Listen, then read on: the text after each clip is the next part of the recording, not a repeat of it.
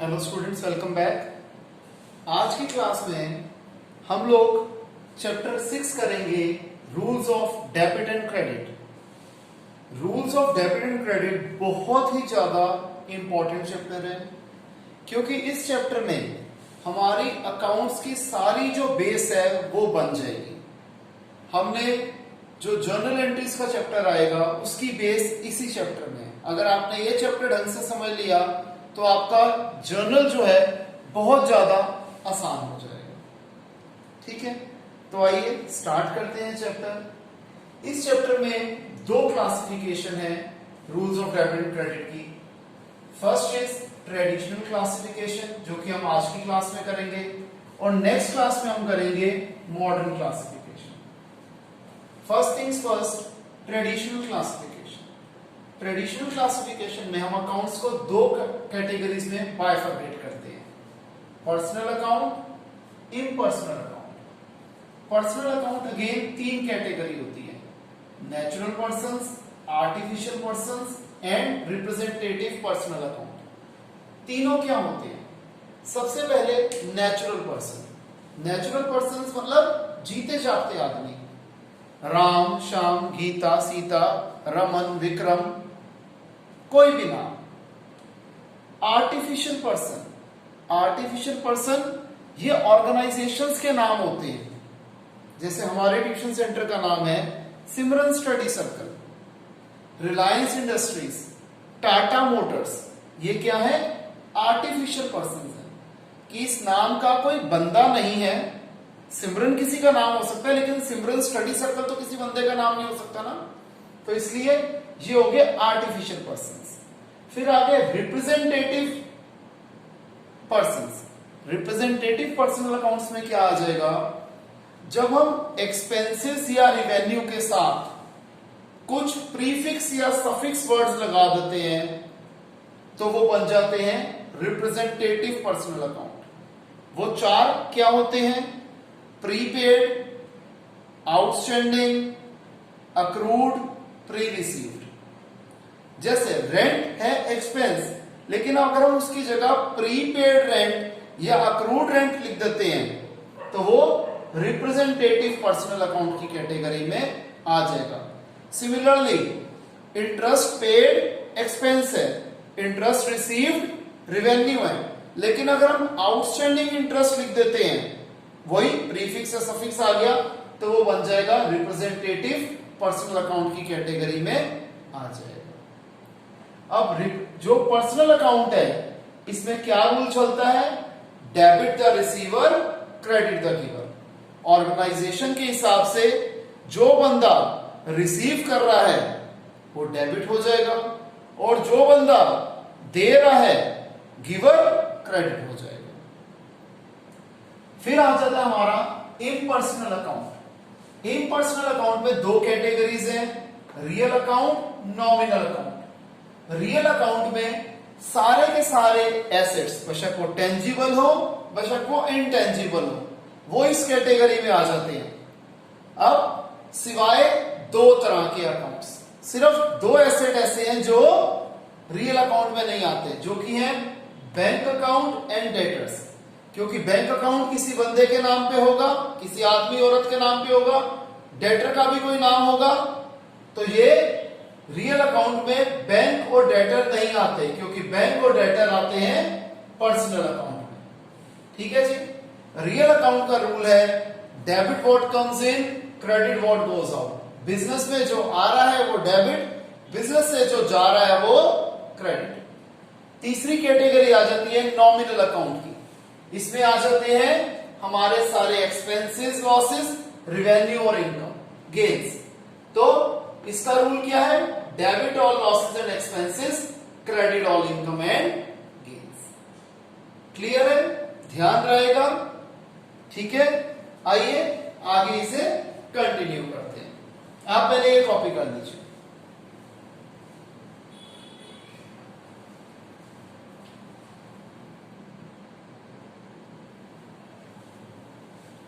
तो आइए स्टूडेंट्स, सबसे पहले हम करते हैं इलस्ट्रेशन 1।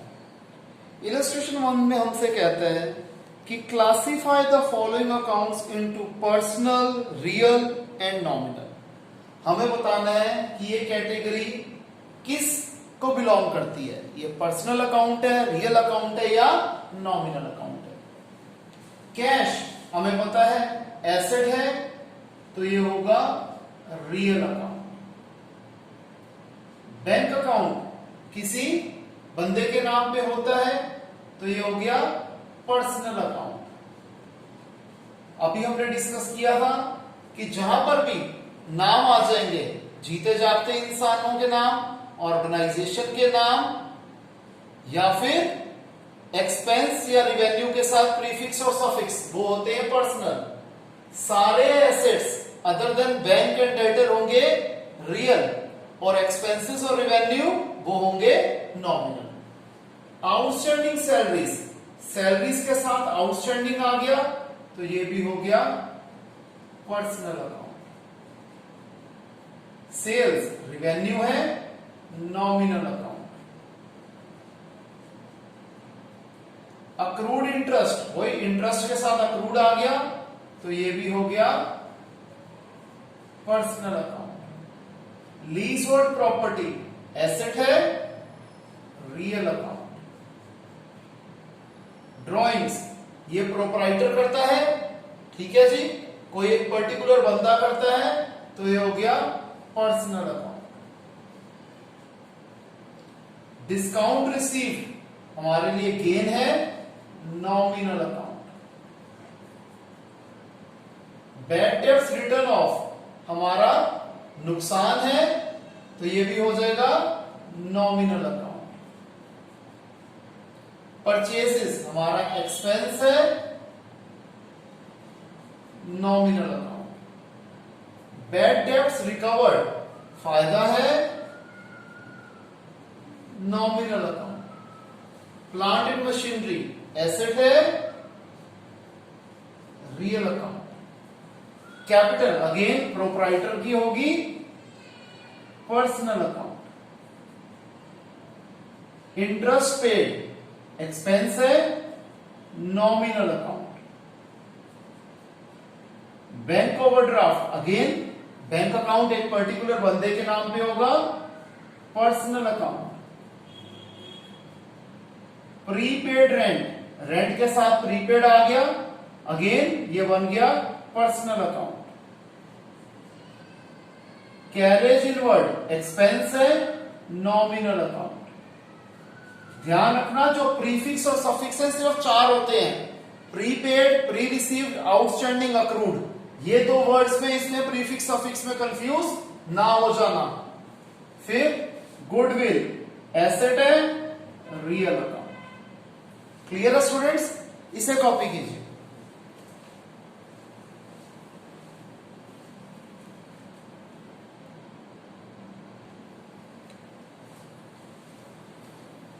अब हम करते हैं इलस्ट्रेशन 2।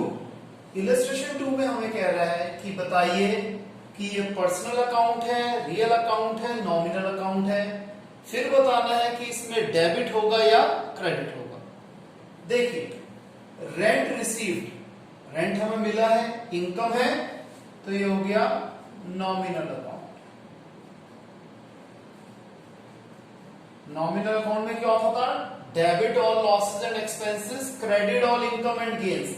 मिला है तो ये हो जाएगा credit.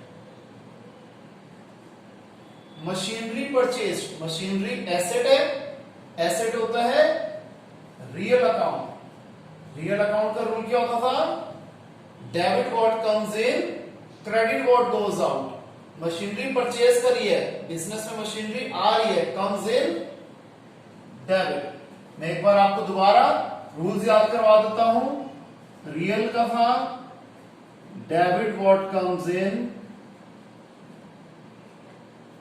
Credit what goes out. ये बेटे पॉइंट्स को दिमाग के अंदर बैठा लेना। Personal account, debit the receiver, credit the giver. ये बेटे अकाउंट्स के गोल्डन रूल्स होते हैं। फिर nominal account,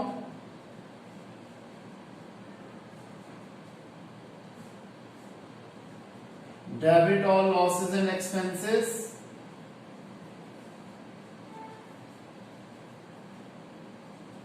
Credit all income and gains.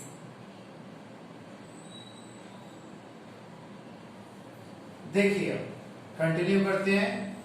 Goods purchased. Goods purchased हमारा क्या है? खर्चा है. परचेजेस खर्चा होता है, तो नॉमिनल अकाउंट. तो नॉमिनल में क्या था जी? डेबिट और लॉसेस एंड एक्सपेंसेस, तो खर्चा है डेबिट. कैपिटल इंट्रोड्यूस्ड कौन कर देगा? प्रोप्राइटर करेगा, तो कैटेगरी हो गई पर्सनल अकाउंट. अब कैपिटल इंट्रोड्यूस कर रहे हैं, तो ये क्या है? रिसीवर है या गिवर है?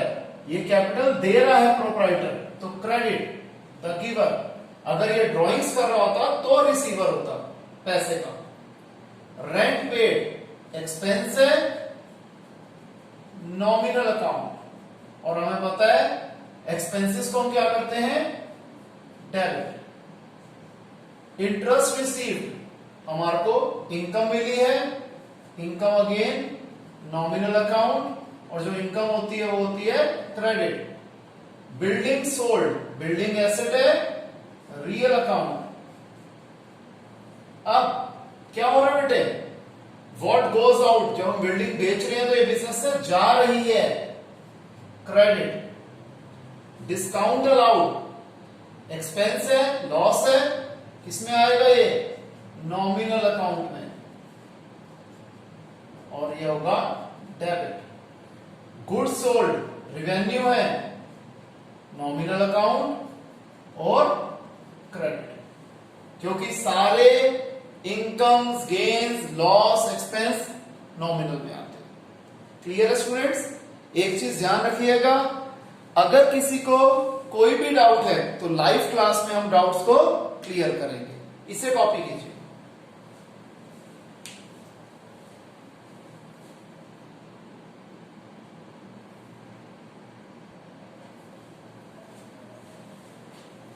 नेक्स्ट बेटे हमारे पास इलस्ट्रेशन 3. इलस्ट्रेशन 3 में हमें कहता है कि इन ट्रांजैक्शंस के बेस पे हमें बताना है नेचर ऑफ अकाउंट्स, और बताना है कौन से अकाउंट डेबिट होंगे और कौन से क्रेडिट होंगे. इसमें बेटे हमारे पास जो कॉलम्स बनेंगे, transactions, accounts involve, nature of account, फिर रीजंस ऑफ हम क्या कर रहे हैं, डेबिट या क्रेडिट के लॉजिक क्या है, और फिर डेबिट और क्रेडिट. अब ध्यान रखना स्टूडेंट्स, यहां से हमारी जर्नल की बेस शुरू हो रही है. हम लोग जर्नल एंट्रीज इसी लॉजिक पे बनाएंगे. तो अगर आपने ये ढंग से समझ ली तो जर्नल में बहुत ज्यादा हेल्प होगी. देखिए, Mohan started business with cash ₹5 lakh. हम पूरा यहां पर ट्रांजैक्शन में पूरी की पूरी स्टेटमेंट लिख देंगे कि मोहन ने बिजनेस की शुरुआत करी ₹5 लाख कैश से. तो इसमें कौन कौन से अकाउंट्स इन्वॉल्व हो रहे हैं? कैश अकाउंट और कैपिटल अकाउंट. कैश अकाउंट क्या होता है? हमें पता है रियल अकाउंट होता है. कैपिटल अकाउंट किसी बंदे का है, तो ये पर्सनल अकाउंट होता है. क्लियर है? अब बिजनेस में कैश आ रहा है, रियल का रूल क्या होता है? डेबिट व्हाट कम्स इन, तो डेबिट, क्योंकि बिजनेस में कैश आ रहा है. पर्सनल का क्या होता है? Debit the receiver, credit the giver. यहां पर प्रोप्राइटर गिवर ऑफ कैपिटल है, तो क्रेडिट. और अमाउंट 5 लाख. जब हम डेबिट लिख रहे हैं तो डेबिट में 5 लाख लिखेंगे, और इसके नीचे क्रेडिट में हम 5 लाख लिखेंगे. ध्यान रखना, जर्नल एंट्रीज में हम कट शॉर्ट तरीका करेंगे. वहां जर्नल एंट्री बन जाएगी cash account debited to capital account. Logic यही रहेंगे, लॉजिक यही रहेंगे. I repeat. ठीक है, ध्यान रखिएगा, सेम लॉजिक चल रही है. रियल के debit what comes in, credit what goes out. Personal debit the receiver, credit the giver. फिर nominal,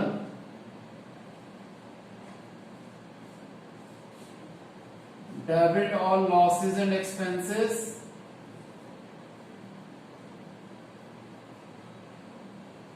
credit all income and gains.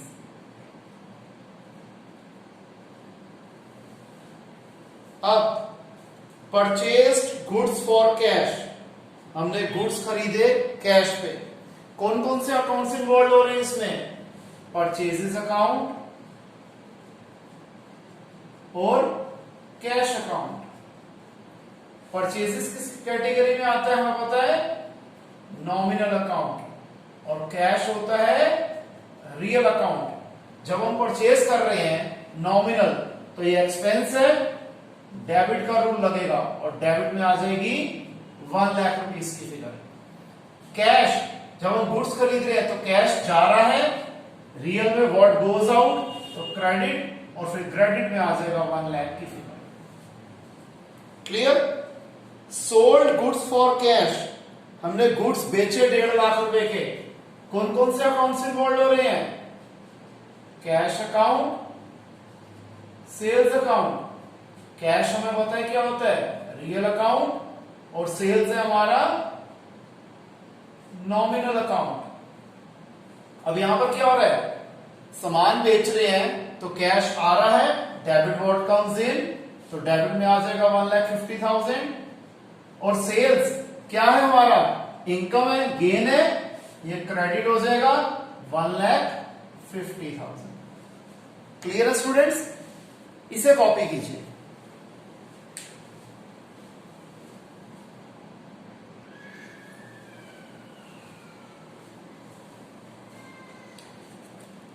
Fourth point, received interest from Ram in cash. हमें mister Ram से interest मिला cash की form में, तो accounts involve हो गए, cash account और इंटरेस्ट अकाउंट। कैश है रियल अकाउंट और इंटरेस्ट है नॉमिनल अकाउंट। अब यहां पर क्या हो रहा है? हमें कैश मिल रहा है, रियल का रूल डेबिट व्हाट कम्स इन, तो डेबिट में आ जाएगा, और इंटरेस्ट हमारी इनकम है तो क्रेडिट में आ जाएगा। अमाउंट कितना था इसमें? 500। तो डेबिट वाला डेबिट में 500, क्रेडिट का क्रेडिट में 500। Fifth point, sold goods to Ashok for 60,000। हमने अशोक जी को 60,000 रुपीस का माल बेचा, तो अकाउंट्स इन्वॉल्व हो गए, Ashok and sales account. Ashok personal account नाम है, और सेल्स रिवेन्यू यानी कि नॉमिनल अकाउंट है। अब यहां पर अशोक को माल बेचा तो Ashok is the receiver. Receiver के लिए क्या यूज होता है? डेबिट, और सेल्स हमारी इनकम है, क्रेडिट। अमाउंट कितना था जी? 60,000।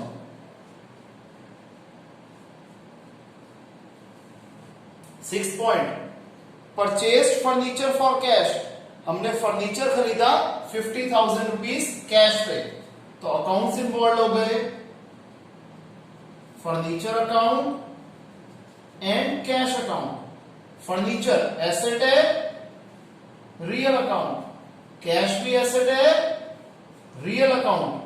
बिजनेस में फर्नीचर आ रहा है, डेबिट, बिजनेस से कैश जा रहा है, क्रेडिट। डेबिट है तो डेबिट में 50,000, क्रेडिट है तो क्रेडिट में 50,000। Last point, paid wages 20,000। तो अकाउंट्स इन्वॉल्व हो गए, wages account, cash account. Wage क्या है? एक्सपेंस है, nominal, nominal account, expense debit होता है, कैश रियल अकाउंट। अब ये क्या है? कैश जा रहा है, क्रेडिट। अमाउंट कितना है? 20,000। क्लियर है स्टूडेंट्स? इसे कॉपी कीजिए।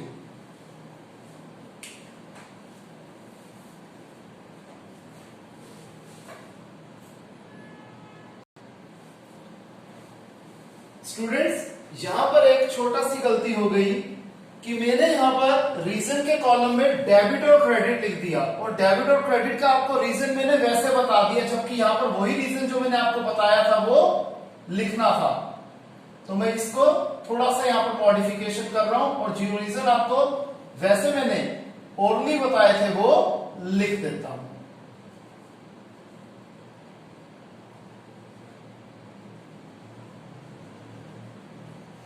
जैसे यहां पर पॉइंट नंबर 1 क्या था हमारे पास, Mohan started business with cash.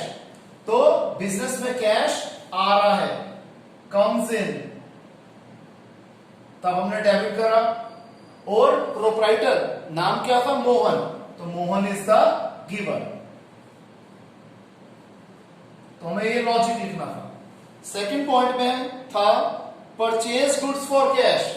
तो परचेज नॉमिनल तो लिखेंगे, ये एक्सपेंस है, और कैश इज गोइंग आउट। इसी तरीके से हमने सामान बेचा तो कैश कम्स इन, और सेल्स क्या है हमारा, इनकम है, इसलिए ये क्रेडिट हो रहा है। फिर हमें इंटरेस्ट मिला, cash is coming in, coming in लिखो, कम्स इन लिखो, बात एक ही है, और इंटरेस्ट यहां पर इनकम है। फिर हमने अशोक को क्या करा, माल बेचा, तो अशोक इज द रिसीवर, और सेल्स क्या हमारी, इनकम है। हमने यहां फर्नीचर खरीदा, तो furniture is coming in, real का, और कैश जा रहा है तो गोज आउट। इसी तरीके से हमने वेजेस पे करी, वेजेस इज एन एक्सपेंस, और कैश इज गोइंग आउट। तो ये हमें इसके रूल्स लिखने थे। अभी स्टूडेंट्स हमारे पास टाइम है, तो हम लोग जो सेकंड कैटेगरी है हमारी, यानी कि मॉडर्न अप्रोच, मॉडर्न क्लासिफिकेशन, वो भी कर लेते हैं। पहले आप इसे कॉपी कर लीजिए।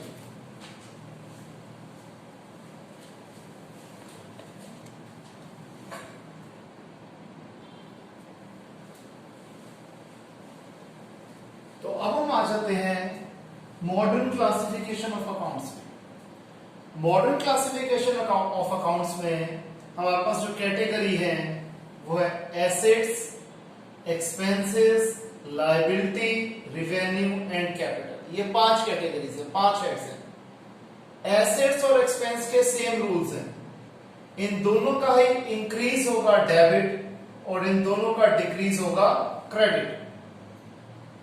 फिर लायबिलिटी, रिवेन्यू और कैपिटल, इन तीनों के सेम रूल्स हैं। इन तीनों का इंक्रीज होगा क्रेडिट और डिक्रीज होगा डेबिट। क्लियर है? इसी चीज को ध्यान में रखते हुए हमें इलस्ट्रेशन 4 करनी है यूजिंग मॉडर्न अप्रोच मेथड। ठीक है, ध्यान रखिएगा, सिंपल से रूल है, एसेट और एक्सपेंस का डेबिट इंक्रीज, क्रेडिट डिक्रीज।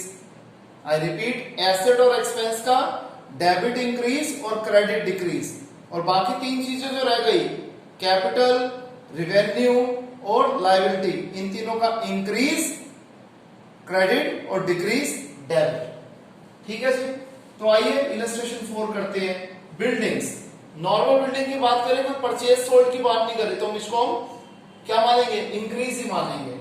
तो बिल्डिंग किस कैटेगरी में आएगी, एसेट्स में, और एसेट का इंक्रीज क्या होता है, डेबिट। ठीक है जी, क्रेडिटर्स क्या है,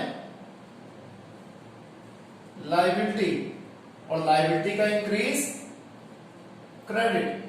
अभिषेक प्रोप्राइटर कैपिटल में आएगा, और कैपिटल का इंक्रीज क्रेडिट। एकदम सिंपल, महा आसान क्वेश्चन है स्टूडेंट्स। सिंपल बेसिक्स फंडामेंटल याद करो और क्वेश्चन खत्म। परचेजेस क्या है जी, एक्सपेंस, एक्सपेंस का इंक्रीज डेबिट। कैरेज इनवर्ड क्या है, अगेन एक्सपेंस, एक्सपेंस का इंक्रीज डेबिट। कैश क्या है? एसेट, एसेट का इंक्रीज डेबिट। रेंट रिसीव्ड क्या है? इनकम है, रिवेन्यू है, रिवेन्यू का increase credit. Interest payable, paid नहीं है, पेएबल देना है, लायबिलिटी, लायबिलिटी का increase credit. Bills payable again liability है, लायबिलिटी का increase credit. Debtor asset, asset का इंक्रीज डेबिट। अक्रूड कमीशन, वो कमीशन जो ड्यू होगी है, मिली नहीं है, हमारे लिए एसेट है, एसेट का increase debit. Bills receivable again asset, asset का इंक्रीज डेबिट। क्लियर है स्टूडेंट्स? इसे कॉपी कीजिए।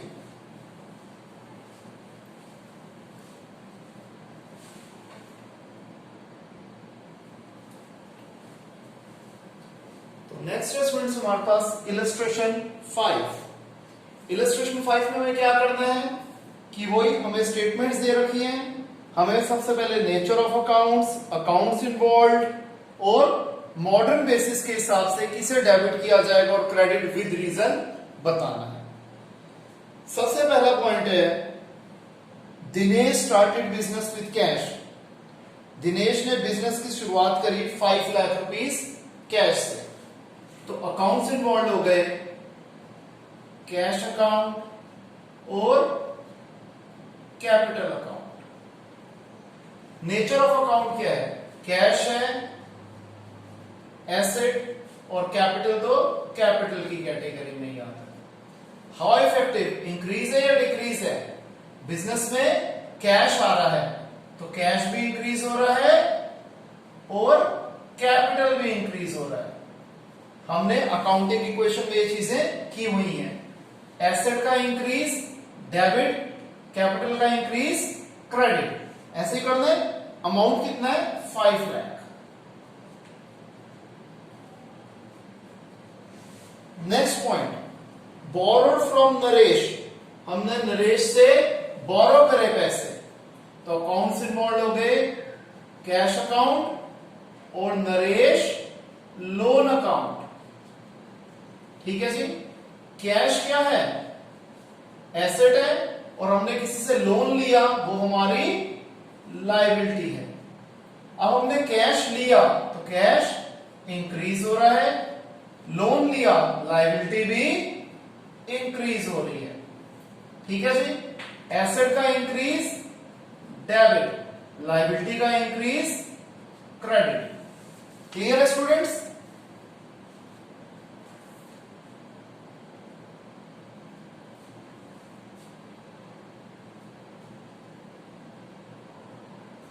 फिर है purchase furniture for cash from Raj furniture house.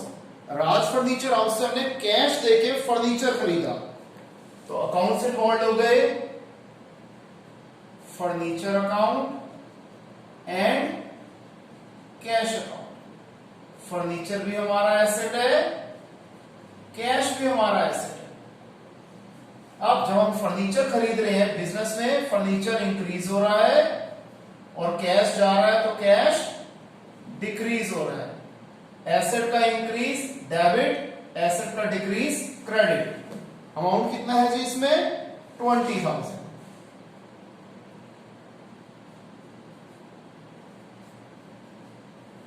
Next point,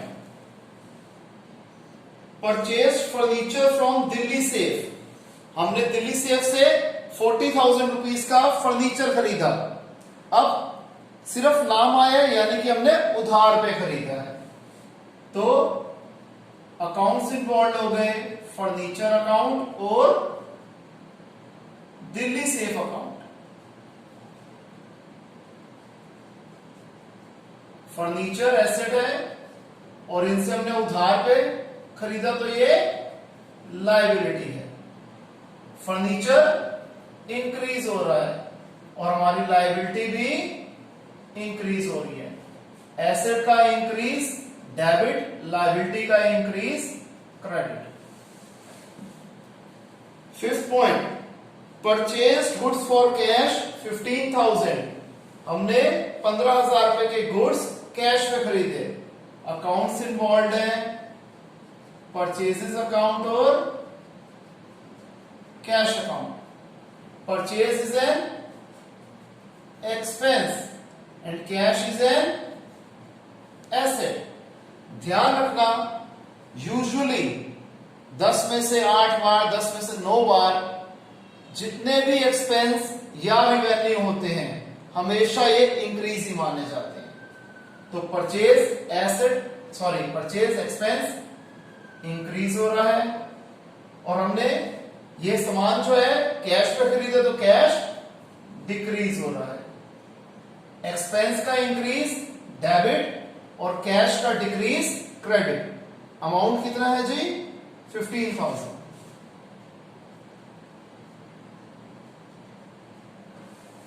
next point, purchase goods from Mahesh 30,000, हमने 30,000 के गुड्स महेश से परचेज करे, तो अकाउंट्स इन्वॉल्व हो गए, परचेजेस अकाउंट और महेश अकाउंट। परचेज क्या है? एक्सपेंस, और जिससे हमने उधार पे खरीदा वो होगी हमारी लायबिलिटी। एक्सपेंस इंक्रीज हो रहा है, लायबिलिटी भी हमारी इंक्रीज हो रही है। अमाउंट कितना था जी? 30,000।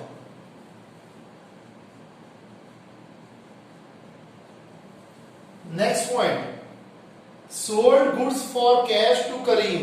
कैश और करीम दोनों आगे, यानी कि कैश इन्वॉल्व हो रहे तो कैश माना जाएगा। हमने 25,000 के गुड्स करीम को कैश पे बेचे, तो अकाउंट्स इन्वॉल्व हो गए, cash account, sales account. Cash है एसेट, सेल्स है हमारा रिवेन्यू। यहां पर कैश इंक्रीज हो रहा है और सेल्स भी हमारी इंक्रीज हो रही है। एसेट का इंक्रीज डेबिट, यानी कि 25,000 डेबिट में आएगा, और रिवेन्यू का इंक्रीज क्रेडिट, यानी कि ये 25,000 क्रेडिट में आएगा। Point number 8, sold goods to Shyam on credit. अब हमने मिस्टर श्याम को उधार पे सामान बेचा,